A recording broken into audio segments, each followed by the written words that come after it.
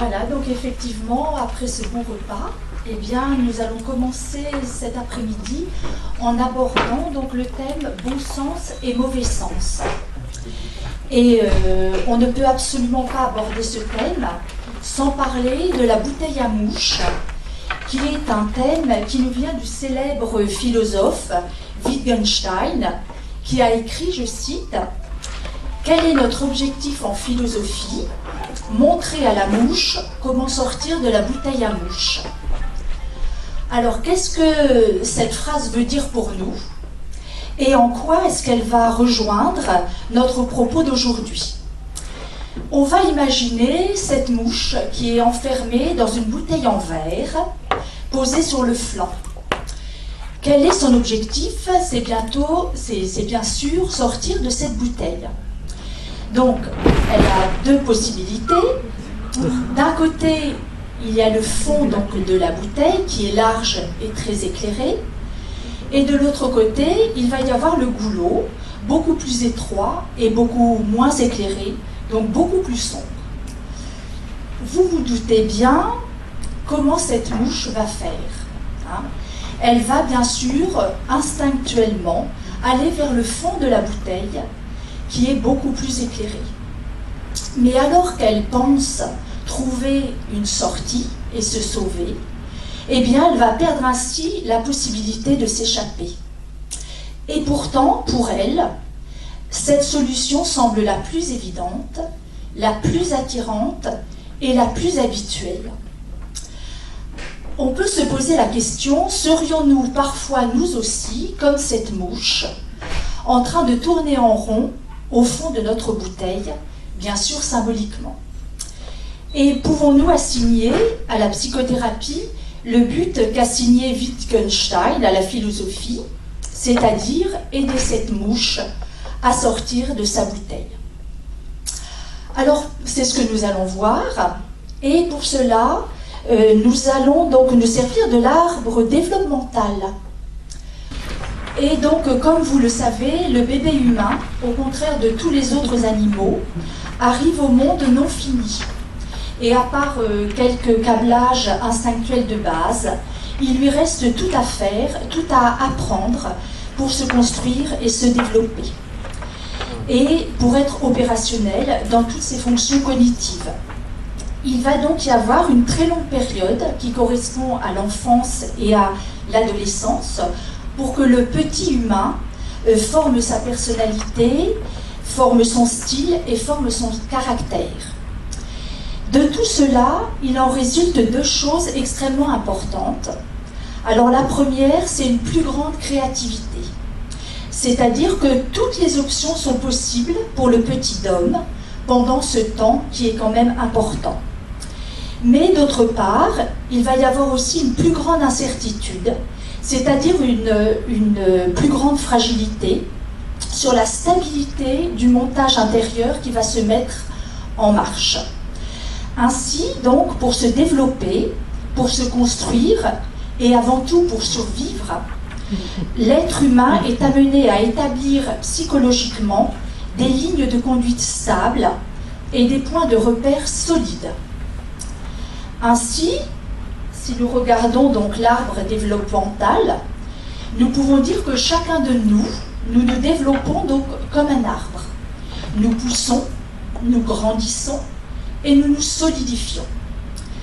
Ainsi, les expériences que nous faisons à partir donc de notre naissance peuvent représenter les racines de cet arbre. Ces expériences, comme on le sait, nous conduisent à des croyances, à des convictions. Nos croyances établissent des valeurs en nous et donc des lignes de conduite. Et ces valeurs orientent nos comportements. Ainsi, par exemple, quand je suis petit, je m'approche du feu et je me brûle. C'est une expérience. Le feu brûle et fait mal, ça va être ma croyance. Je vais me méfier du feu désormais, c'est mauvais pour moi, ça va devenir ma valeur. Et quand je suis adulte et que je fais un barbecue, eh bien je vais me tenir à bonne distance de mon barbecue. C'est mon comportement. Il en est ainsi pour toutes les expériences que l'on va faire, donc de notre naissance jusqu'à un âge parfois avancé. Ainsi donc, les expériences, les croyances, les valeurs et les comportements sont donc reliés entre eux et forment dans notre psychisme notre vision du monde avec nos filtres perceptifs. Et cela d'autant plus que nos comportements présentent la caractéristique d'être auto-validants. Alors, qu'est-ce que cela veut dire? Ça veut dire que tout dans notre vie va nous prouver que nos valeurs sont bonnes puisqu'elles induisent des comportements qui valideront nos filtres perceptifs.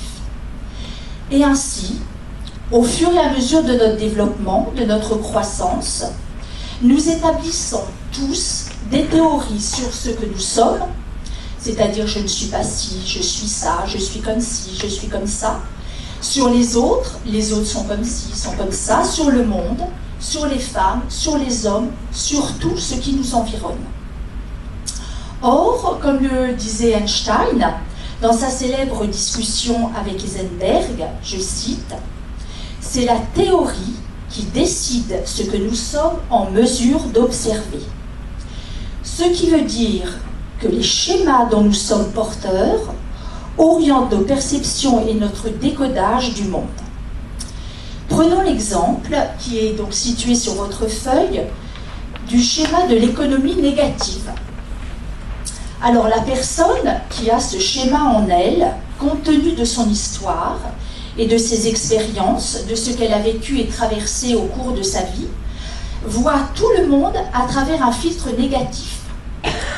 Ce qui veut dire, par exemple, que lorsqu'elle va à son travail et qu'une personne lui fait une remarque négative, cette remarque va tout de suite rentrer en elle et va donc auto-confirmer ce qu'elle ressent, ce qu'elle perçoit du monde. Par contre, si une ou un de ses collègues lui fait une remarque positive, eh bien celle-ci soit ne va pas être entendue, ou soit va être mise au compte d'une intention négative. Si nous prenons l'exemple d'une simple remarque, « Tiens, aujourd'hui tu as une belle robe », eh bien la personne qui a ce schéma donc négatif, soit ne va rien entendre, ou soit va transformer ça en elle, eh bien tiens, ça veut dire que hier, elle me trouvait moche. Elle en conclut donc que le monde est bien comme elle pensait, plein de gens négatifs, critiques, ayant de mauvaises intentions. Ce qui entraîne en elle beaucoup de souffrance, bien sûr, et beaucoup de rancœur. À partir de là, elle va donc adopter des attitudes qui ne feront que confirmer tout ce qu'elle pense. Alors, soit elle va devenir agressive, et les autres vont répondre donc d'une certaine façon qui va confirmer ce qu'elle pense, soit elle veut changer le monde, changer les autres, qui ne sont pas assez bien, soit elle va se replier sur elle-même. Et ces comportements vont induire la vision du monde qu'elle avait déjà et confirmer cette théorie sur le monde. Donc, toutes les solutions que cette personne va employer pour ne plus souffrir sont des solutions qu'elle emploie déjà habituellement, souvent depuis l'enfance, et qui correspondent à son propre décodage du monde. Donc, ce genre de solution est appelée solution de niveau 1 par l'école de Palo Alto, et particulièrement par Václavic, qui était membre fondateur de l'école de Palo Alto. Ces tentatives de solution, on le sait, sont inefficaces, car elles restent dans un système de croyances qui induisent une vision spécifique du monde. Et la personne ayant ce genre de filtre négatif aura beau faire n'importe quoi, elle gardera sa propre vision du monde, ses idées, ses croyances, ses valeurs, et elle va tourner en rond avec ça. Or, nous savons que la solution se trouve ailleurs. Il s'agira, avec l'aide d'un thérapeute en qui la personne a confiance, d'enlever ces filtres dont la personne est porteuse. C'est ce que l'école de Palo Alto appelle les solutions de niveau 2, c'est-à-dire une solution qui va se situer en dehors du système mis en place depuis l'enfance par la personne. Voyons un petit peu en quoi cela consiste. Alors, cette personne qui porte en elle donc un schéma négatif n'est pas du tout consciente de son propre filtre. Et nous sommes tous porteurs de nombreux filtres qui instaurent donc notre vision du monde et qui sont source de conflits, de souffrances et de malentendus avec les autres.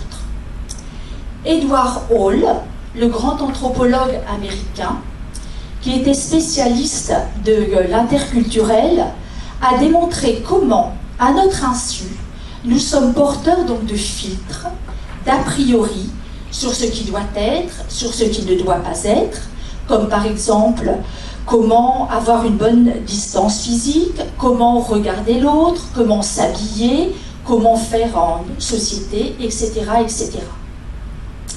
Tous ces points sont dépendants de la culture dans laquelle nous avons été élevés et ils portent des normes tout à fait inconscientes. Et donc, de ces normes inconscientes viennent de gros malentendus interculturels. Alors, nous allons imaginer le cas où deux personnes vont se rencontrer.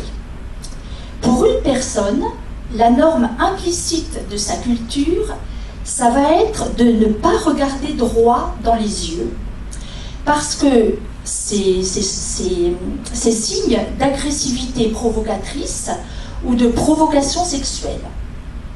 Pour une autre personne, par contre, d'une autre culture, la norme est fixer l'autre dans les yeux, c'est signe de franchise. Vous avez une petite idée de ce qui va se passer quand ces deux personnes se rencontrent. Donc, chacune va avoir un jugement négatif sur l'autre. Donc, l'une trouvera son interlocuteur agressif, l'autre, par contre, trouvera son partenaire fuyant, dissimulateur. On peut donc imaginer les malentendus qui vont exister entre ces deux personnes, alors que chacune applique les normes de sa culture, normes que chaque personne porte en elle de façon inconsciente. Rien que par cet exemple, nous pouvons voir comment les filtres implicites et inconscients dont nous sommes porteurs, nous-mêmes, nous capturent, nous enferment dans un cadre et ne nous permettent plus de trouver une solution de niveau 2, puisque nous tournons en rond, souvent, comme cette mouche, au fond de sa bouteille. Et nous nous cognons symboliquement donc sur le fond de cette bouteille. Une belle illustration donc de ces limites dont nous sommes porteurs se trouve dans l'énigme des 9 points que vous avez donc sur votre feuille. Il s'agit de relier donc ces 9 points avec 4 traits sans lever votre crayon. Je vous laisse un petit moment pour essayer. Alors, pendant que vous essayez, si vous avez déjà essayé de résoudre cette énigme, vous aurez vécu les étapes suivantes. Alors, premièrement, allez-y.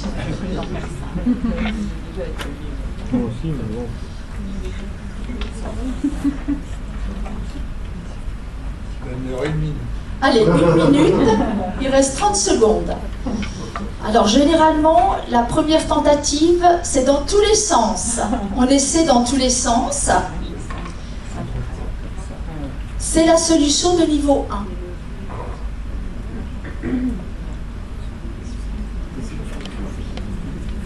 Est-ce que quelqu'un a trouvé?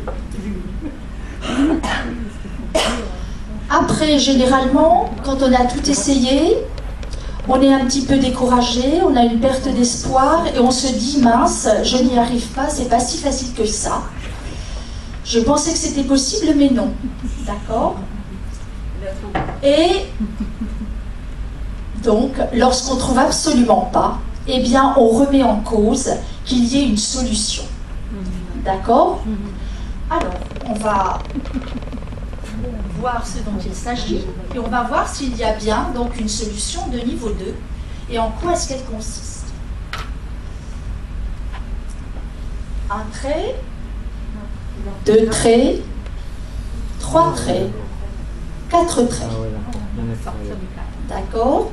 Donc, il y a bien une solution de niveau 2 et il fallait tout simplement sortir du cadre implicite que représente la figure du carré. Donc, une seule petite ligne prolongée en dehors du carré nous permet de résoudre cette énigme et nous soulage, bien sûr. Eh bien, tout cela décrit le but de la thérapie brève et donc, évidemment, de la TBSI. Trouver l'ultra-solution et arrêter les efforts désespérés pour sortir du problème, comme cette pauvre mouche. En TBSI, on va toujours demander à la personne ce qu'elle a déjà tenté de faire pour sortir de son symptôme. Cela nous indiquera bien sûr ce qui est pour elle le fond de la bouteille, hein, et donc le côté vers lequel il ne sert à rien d'aller pour nous. Alors, comment arriver à ces solutions de niveau 2? Ce qui est très difficile, c'est que la solution de niveau 2 est en dehors de notre système de pensée, de valeurs, de nos croyances. Et parfois même, cette solution de niveau 2 peut être tout à fait contraire à ce que l'on a donc comme croyance. En fin de compte, il va s'agir de découvrir un nouveau paradigme et une nouvelle vision. Václavic prend une autre comparaison. Imaginons donc une boîte de vitesse. Nous roulons en secondes et nous sommes au maximum de cette seconde. Donc tout le monde sait qu'il ne servira à rien d'appuyer encore plus sur l'accélérateur, on n'ira pas plus vite. Donc ce qu'il faut envisager donc un changement de vitesse en débrayant et donc on pourra voir un changement arriver. Cela illustre bien le fait qu'à un moment donné, quand on n'en peut plus d'accélérer dans un seul sens, la seule solution est le changement, afin qu'il puisse se passer quelque chose de nouveau. Donc dans le domaine psychologique, fréquemment, le changement qui va s'imposer sera un virage à 180 degrés, concernant donc les solutions adoptées jusqu'à présent. Alors, on l'a bien vu ce matin dans les cas évoqués par mes collègues. Donc, pour Marie, dont parlait Delphine Gonor, la solution n'était pas d'être encore plus gentille, mais d'intégrer au contraire son agressivité, ce qui représente vraiment un véritable virage à 180 degrés. Pour Jacqueline, la solution à 180 degrés était de découvrir que les racines de sa fatigue ne venaient pas de l'extérieur d'elle-même, mais bien d'elle-même, hein, dans l'identification qu'elle avait à sa mère. Et enfin, dans le cas de Bernadette, cité par Catherine Tallet, il s'agissait donc de voir ces fantasmes comme utiles et précieux pour soigner cette petite fille intérieure qui avait été blessée. Donc, dans tous les cas, la solution se trouvait ailleurs que là où elle était recherchée. Et elle était même contraire à l'opposé de ce qui était recherché. Et donc, comme pour notre fameuse mouche, la sortie se trouve plutôt du côté sombre, étroit, à l'opposé de la lumière, qui semblait donc la sortie instinctuelle de cette mouche. Et pourtant, n'importe quelle mouche nous dira que ça n'a aucun sens de chercher du côté sombre et étroit, et que le bon sens impose de chercher du côté lumineux. Pour les inventeurs de la thérapie brève, qui suggéraient donc 10 séances au maximum, le problème n'était pas tant dû à sa cause qu'à la solution trouvée pour le résoudre. Prenons par exemple le cas de Marc. Alors Marc s'est cogné le genou, il s'est fait mal, et il pense qu'en immobilisant son genou, il risque de le paralyser. Ainsi, il va continuer à bouger d'autant plus son genou que le genou devient douloureux puisqu'il a peur que son genou se paralyse. Donc plus Marc applique sa solution, bouger le genou, plus le problème va augmenter.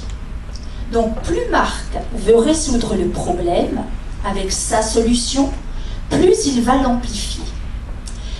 Pour l'école de Palo Alto, plus de la même solution est à l'origine de l'amplification du problème. Donc plus Marc est convaincu qu'il doit bouger son genou, plus le problème va s'amplifier. Ainsi, le virage à 180 degrés serait pour Marc qu'il arrête de bouger son genou. Mais cependant, il n'est pas prêt à le faire puisque ses convictions sont qu'il faut absolument qu'il bouge son genou parce qu'il a peur d'être paralysé. Václavic a souvent énoncé donc cette perplexité dans son livre Changement, où il explique que lorsque le thérapeute va prescrire la solution au patient, eh bien il y a fort peu de chances pour que le patient s'y conforme. Ainsi, nous verrons donc comment en TBSI nous évitons cet écueil et comment nous le contournons. Mais tout d'abord, nous allons voir les problèmes posés par un virage à 180 degrés. Il faut changer de point de vue, il faut découvrir ce qui nous limite et il faut faire ce virage à 180 degrés. Tout cela représente une vraie menace identitaire. En effet, comme on l'a vu, au fil du temps, nous avons établi donc une vision du monde, une vision de nous-mêmes, et remettre tout cela en question peut être difficile et source d'angoisse. Car cela va toucher l'équilibre de notre système interne et risque de perturber sa stabilité. Or, nous savons, même en biologie, scientifiquement même, que dès que l'on touche à l'homéostasie d'un système, c'est-à-dire à ce qui régit sa stabilité, on va immédiatement déclencher une contre-offensive qui tend à faire revenir le système à son point de stabilité initial. Ainsi, face aux forces de changement qui poussent à la déstabilisation de notre système interne de fonctionnement, il existe donc des forces de maintien qui résistent à ce changement. Ainsi, en nous, nous avons bien donc des forces antagonistes, accélérateurs, freins, changement, maintien, qui permettent de garantir une certaine stabilité, et elles sont respectables par elles-mêmes, car elles nous garantissent notre survie. Mais donc ces forces peuvent devenir le problème lorsqu'il s'agit de la nécessité de changement, car elles nous empêchent évidemment d'accéder à la solution de niveau 2. Nous pouvons donc constater qu'il y a deux freins majeurs à la découverte d'une solution de niveau 2. Donc ces solutions de niveau 2 étant situées hors du système de pensée et du comportement habituel de la personne qui vient consulter. Tout d'abord, une déstabilisation identitaire à l'idée de faire quelque chose qui ne soit pas le bon sens de cette personne. Deuxièmement, une série d'habitudes homéostasiques qui ont pour but de maintenir le système dans une certaine cohérence et d'éviter ainsi un changement trop brutal. Donc comment, en présence de ces deux freins, l'angoisse identitaire ressentie donc par la personne qui consulte et les forces homéostasiques internes à cette personne, comment pouvons-nous aider donc la personne à découvrir qu'il y a une solution de niveau 2 pour sortir de ces difficultés? Eh bien, il semblerait que la réponse se trouve dans une nouvelle expérience, puisque, comme nous venons de le voir, ce sont les expériences qui amènent de nouvelles croyances, de nouvelles valeurs, puis de nouveaux comportements. Un psychologue américain, Festinger, a démontré dans sa théorie de la dissonance cognitive que lorsque nous sommes conduits, en raison des circonstances de notre vie, à poser des actes ou à vivre des expériences qui ne sont pas dans nos croyances ou dans nos habitudes, eh bien, nous ressentons d'abord un très fort malaise qui va nous amener à changer nos idées sur nous-mêmes et sur la situation. D'où l'importance de permettre à la personne qui vient consulter l'accès à des expériences nouvelles, à partir desquelles elle pourra donc évoluer dans ses idées sur le monde, sur elle-même, et elle pourra donc acquérir un nouveau bon sens. À partir de cela, comment faisons-nous donc en TBSI, donc en thérapie brève self-inductive? Ma collègue Marie-Laure Brouillard vous en parlera donc sous un angle psychanalytique, en rêve éveillé. Alors, dans un premier temps, dans une séance TBSI, eh bien, on est centré sur l'expression de ce qui fait souffrir la personne, et c'est ce pourquoi elle consulte bien sûr. Le thérapeute ou la thérapeute accompagne la personne dans son émotion, dans sa douleur, et va plonger en même temps en lui-même et dans ses propres résonances. Et c'est ensemble que le patient et le thérapeute descendent dans les enfers. Ainsi, la personne va se sentir comprise, va se sentir entendue, va se sentir reconnue dans son vécu, et on va aller chercher au plus profond, c'est-à-dire la douleur, le chagrin, la tristesse, l'amertume, la solitude, la peur, l'angoisse, tout ce qui vient et tout ce qui, souvent, n'est pas exprimé. Ainsi, la personne se sent accompagnée et ne se sent plus seule dans son état d'angoisse. Donc ce chemin à deux favorise ce que nous appelons l'angoisse, excusez-moi, l'alliance.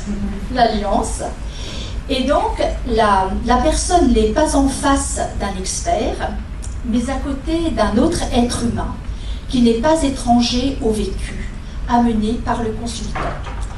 Et on va partager donc ensemble cette blessure humaine qui n'épargne personne.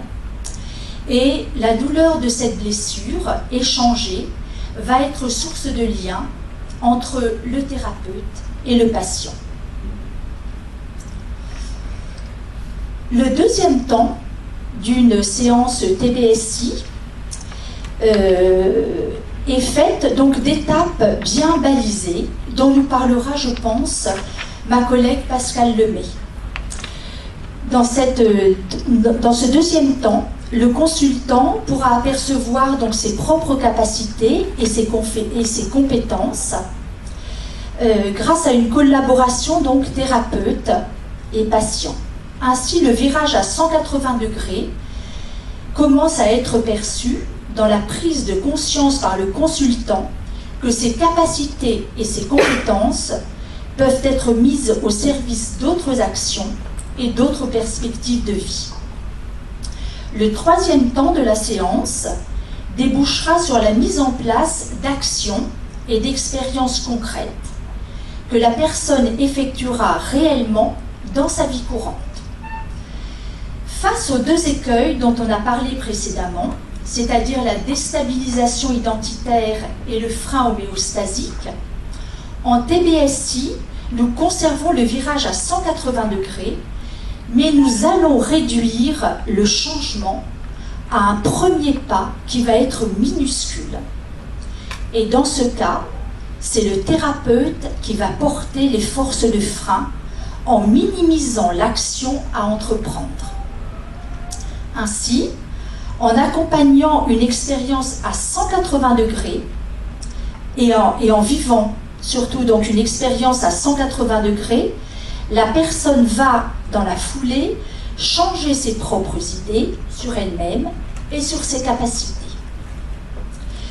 Je vais juste prendre un dernier exemple, l'exemple de Bernard.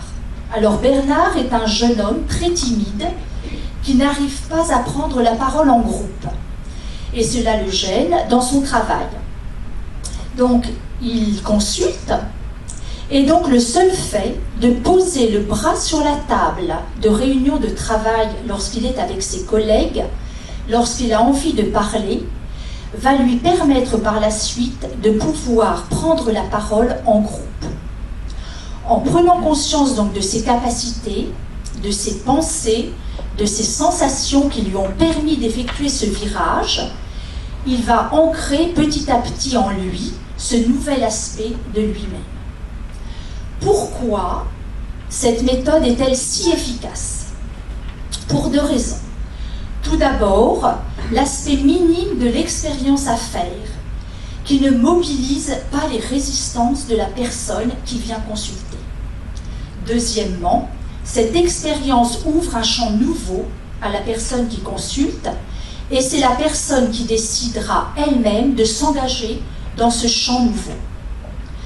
Pour reprendre l'énigme des 9 points, ou la bande dessinée que vous avez donc de l'autre côté de votre feuille, dès que la personne va sortir légèrement du cadre imaginaire, ou qu'elle va entrouvrir la porte, comme sur votre bande dessinée, elle va découvrir qu'elle peut aisément tracer les 4 lignes et ouvrir entièrement la porte.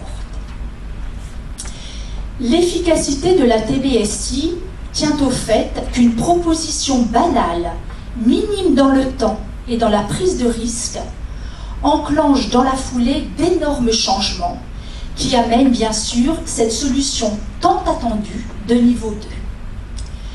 Mais cela ne peut marcher que parce que les 2 premiers temps de séance, donc l'alliance étroite entre thérapeute et patient et la recherche de virages à 180 degrés ont eu vraiment lieu. Et pour finir, je vous dirais que le bon sens de niveau 1 a donné donc la place, ou a fait place au bon sens de niveau 2, celui-ci permettant à la mouche que parfois nous semblons être, de sortir de la bouteille. Et non seulement nous découvrons la solution à notre problème, mais en plus toutes nos capacités. Ainsi, nous pouvons penser que Wittgenstein serait content. Je vous remercie.